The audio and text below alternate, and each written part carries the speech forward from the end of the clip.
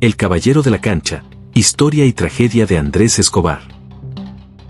Medellín, Colombia. Antes de que la ciudad se convirtiera en un sinónimo de caos, era el hogar de un joven tranquilo, de sonrisa fácil y disciplina de hierro.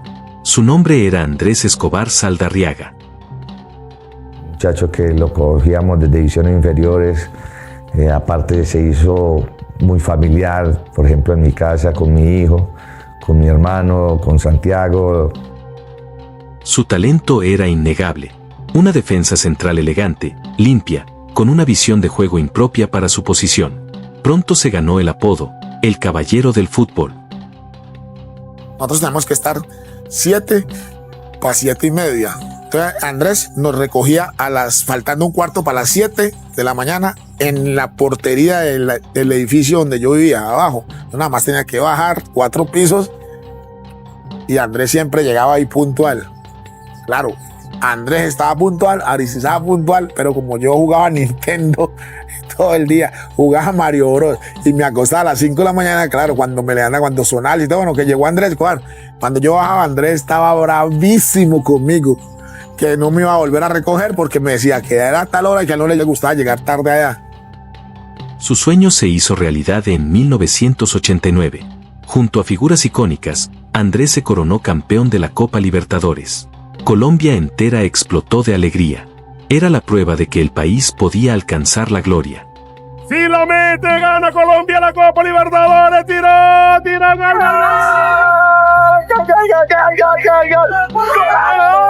Colombia, como todos saben, pasa por una crisis bastante difícil y creo que la gente se merece esto y mucho más. Para Andrés, la felicidad en la cancha era solo la mitad de la vida. Estaba profundamente enamorado. Con Pamela, su prometida, planeaba una vida lejos de los focos, una vez que lograra su gran meta en Europa. La selección Colombia se convirtió en el orgullo nacional. Mostraron no solamente que nuestro equipo pasa por su mejor momento, sino que es el mejor equipo de este continente. Un oasis en medio de la violencia que azotaba al país. Hoy todo el mundo estará atento a la batalla entre el gigante Argentina, campeón de 2 Copas del Mundo, y la selección Colombia, que hasta hace poco no ha tenido un renombre futbolístico. La cumbre de esa fe llegó en 1993, con el inolvidable 5-0 contra Argentina. ¡Se movió la pelota, señoras y señores! Pase para Mancha y queda el color. La pelota para Federico, el segundo va a tirar Colombia. Colombia lleva 1 clarísimo. Argentina 0. Sale Goicoechea, le pego y la pelota se le desde las piernas. Ese fue el 2-0.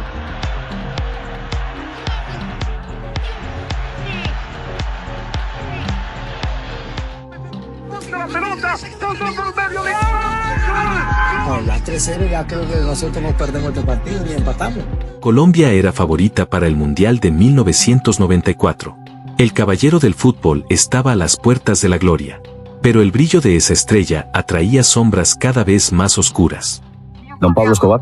Hemos vinculado a los equipos Atlético Nacional y Deportivo Independiente de Medellín a esta noble campaña. El fútbol en esa época se convirtió entre un tire y afloje entre los narcotraficantes. La intrusión del narcotráfico es facilitando dineros calientes para comprar jugadores internacionales o para pagarle bien a los nacionales. Nosotros no cambiamos nuestra cultura o nuestra conducta. Nosotros seguimos trabajando, pues nos pagaban mal. Y entonces el fútbol subía. La ilusión nacional estaba contaminada. El fútbol en Colombia se había convertido en un campo de batalla para los carteles. Los capós no solo lavaban dinero, apostaban fortunas en los resultados de la selección. La muerte de Pablo Escobar desató una lucha brutal.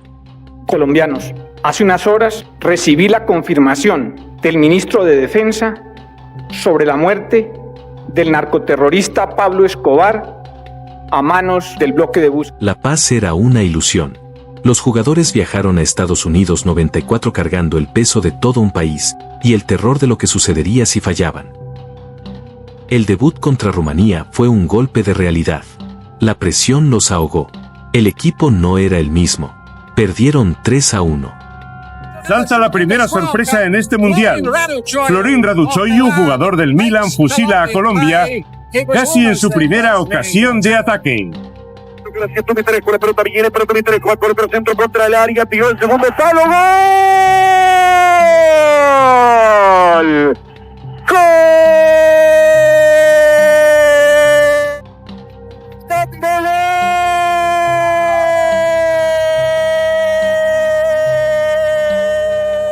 La decepción fue abismal, pero lo peor vino después.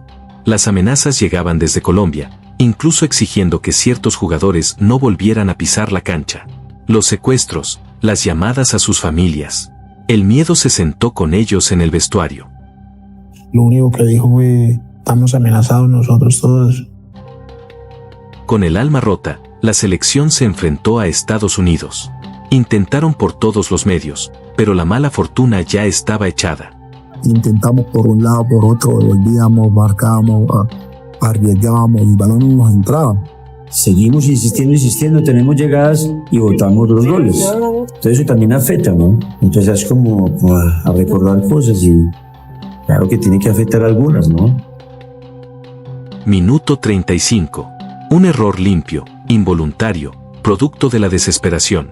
Andrés Escobar, el caballero, acababa de marcar el autogol que sellaba la eliminación de Colombia. Uno de mis hijos tenía en ese momento 9 años y alcanzó a exclamar, mami, lo van a matar. Y yo le veo la cara a Andrés, sentí un gran dolor, porque fue como una cosa premonitoria. Colombia fue eliminada. Mientras su familia le pedía quedarse en Estados Unidos, Andrés fue categórico, yo me voy con ustedes a poner la cara. La familia de Andrés estaba en Estados Unidos y él dijo, yo me voy a ir con ustedes a poner la cara. ¿Cómo así que van a ir ustedes y van a ser los que enfrenten todo? No, yo voy con ustedes a dar la cara. En Colombia lo querían y su recibimiento le sacó de la angustia en la que estaba. Yo creo que eso también lo hizo confiar un poquito a que no, yo ya aquí llegué, mi gente, estoy tranquilo. Habían acordado no salir de casa por seguridad, pero al ver que la gente aún lo amaba, olvidó el miedo por un instante.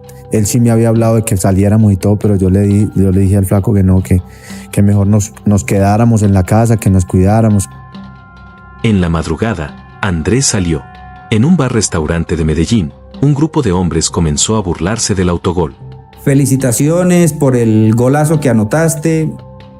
Nos despedimos, él salió hacia el carro de él y cuando iba saliendo empezaron a molestarlo. Empezaron a tocarle la nalga y fue cuando ya sí le dio a él más rabia y Andrés le dijo a la gente, hombre, yo no hice ese autogol de gusto, no me molesten. Entonces se armó mal la cosa y los otros llegaron y le pegaron 6 tiros.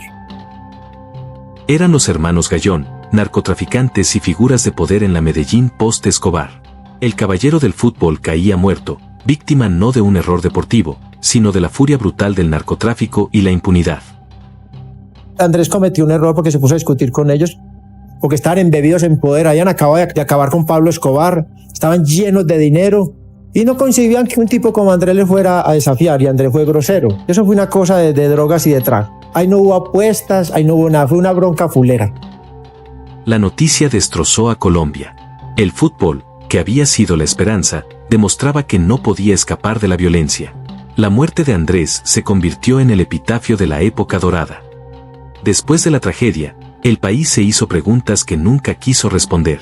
¿Por qué el fútbol se había enlodado tanto? ¿Qué perdimos con la muerte de Andrés? A través del fútbol siempre quisimos mostrar que no todo era violencia, pero desafortunadamente el fútbol ahí demostraba que no podía estar por fuera de la violencia en que se vivía. La vida no terminó para Colombia, pero sí cambió. El legado de Andrés Escobar, el hombre que nos enseñó a jugar con elegancia y dignidad, sigue vivo. Su sacrificio involuntario nos obligó a mirarnos al espejo como nación. Y la muchacha cuando voy llegando a Bogotá, me llama aparte, Carlos, ¿usted no sabe qué pasó? No, ¿qué pasó? ¿Cómo así? Pero me miraba asustada, como que para decirme, tómese un poquito de agua, juegue tranquilo. Yo cuando me hizo así, yo dije, ¿qué pasó? Mataron a Andrés. Ese ha sido el peor momento de mi carrera deportiva. Como nos decía su compañero, el fútbol quiso mostrar que no todo era violencia, pero demostró que no podíamos estar por fuera de la violencia en que se vivía. ¿Qué nos dejó esta tragedia? Nos dejó una cicatriz profunda, pero también una lección vital. La muerte de Andrés obligó a un país entero a mirarse al espejo y confrontar la impunidad y la corrupción que permitieron que los autores intelectuales quedaran libres. Su vida, truncada por un acto de barbarie, se convirtió en un llamado a la dignidad. Hoy, recordamos a Andrés no solo como el desafortunado protagonista del autogol. Lo recordamos como el hijo, el prometido, el capitán que dio la cara. Lo recordamos por el legado de decencia que intenté inculcar en una época de indecencia. La frase que nos dejó, escrita tras la eliminación, es quizás el epitafio más poderoso: la vida no termina aquí. Tenemos que seguir adelante. Ese mensaje no iba dirigido solo a la selección. Era para toda Colombia. Es un recordatorio de que, aunque el pasado haya sido oscuro, la vida sigue. El fútbol colombiano se levantó, Medellín se transformó. Pero para que su sacrificio no sea en vano, es nuestra obligación recordar la historia completa, el brillo de la luz y la lección de la sombra.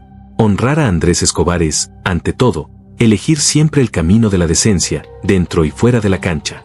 Que su memoria sea el eterno guardián de la deportividad y la conciencia nacional.